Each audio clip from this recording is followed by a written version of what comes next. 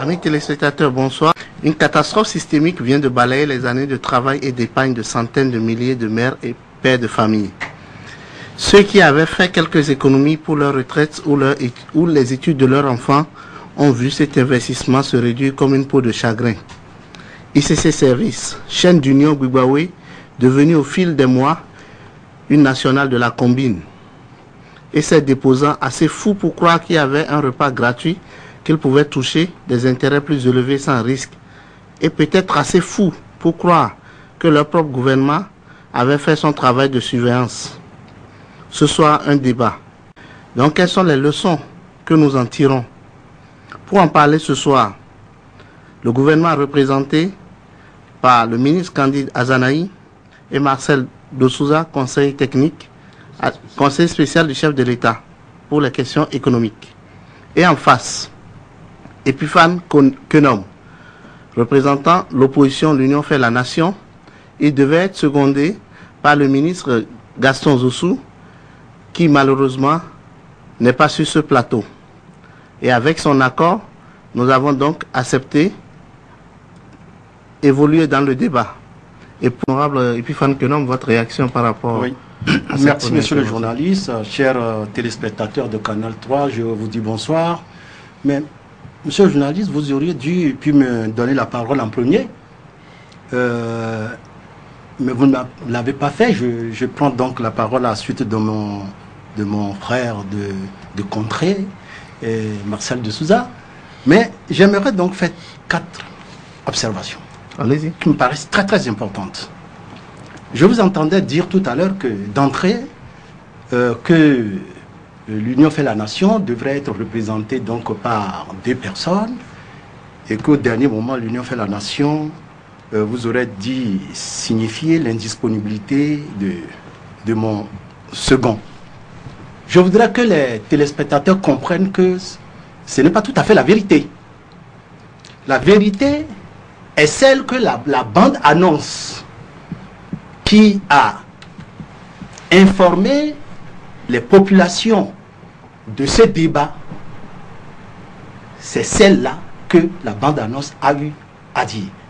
Il s'agit de 2 représentants du pouvoir et 2 représentants de l'opposition, un de l'Union fait la nation et un de la coalition ABT.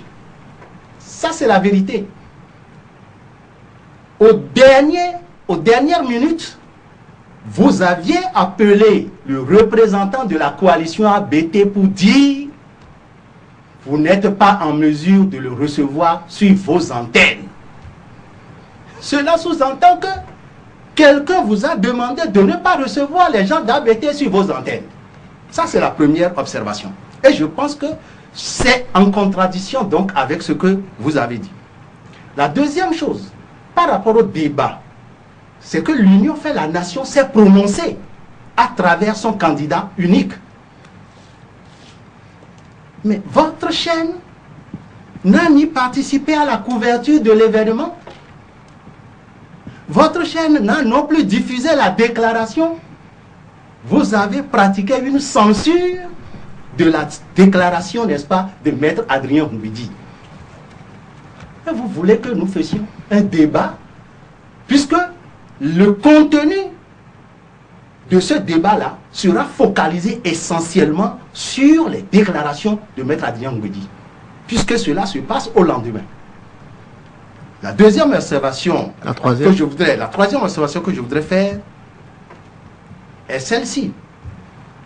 C'est que chaque fois que les membres de l'opposition ou les parlementaires veulent se prononcer sur l'affaire ICC ou se prononcent sur l'affaire ICC, il y a un acharnement du pouvoir. Nous lisons, constatons un acharnement du pouvoir contre tous ceux qui veulent se prononcer sur l'affaire ICC.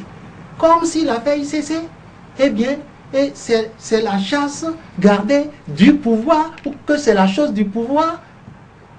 Le pouvoir ne veut même pas qu'on en parle, alors que tout le monde béninois accuse, n'est-ce pas, le pouvoir d'avoir été aveugle, d'avoir été sourd et de n'avoir pas agi de manière responsable pour arrêter un tel phénomène. La dernière observation que je voudrais vous faire vous voyez le plateau, vous participez à la mise en place d'une démocratie déséquilibrée. Parce que votre télévision constate, je constate que votre télévision participe au bâillonnement de la liberté de l'information, parce que vous auriez dû relayer la déclaration de Maître Adrien Goumbedi. Et ça, c'est le dernier. Donc, vous participez au bâillonnement de la liberté de l'information, mais par ricochet de la liberté d'expression. Je finirai mon propos par la citation de Mme Wallis, qui est la vice-présidente du Parlement européen. Elle dit ceci: l'organisation démocratique de la société doit permettre à ceux qui sont au pouvoir de s'expliquer, de se justifier, mais elle doit également garantir la possibilité aux forces de l'opposition de les confronter, de les dénoncer, de s'opposer et de proposer des alternatives. Et je finirai donc pour vous dire ceci, que lorsque nous sommes disposés à faire le débat, mais lorsque vous aurez fait montre de votre volonté à rétablir l'équilibre démocratique, à ne plus, à renoncer au bâillonnement conscient ou inconscient de la liberté de l'information, de la liberté d'expression, et bien en ce moment, l'Union fait la nation se tiendra prêt à tout moment à participer à un débat transparent et bien qui éclairera davantage le peuple. Je vous remercie et j'ai fini donc le débat avec vous. Merci honorable. Je pense que... Merci beaucoup, chers auditeurs. Merci avec tout le respect que je dois à mes deux invités.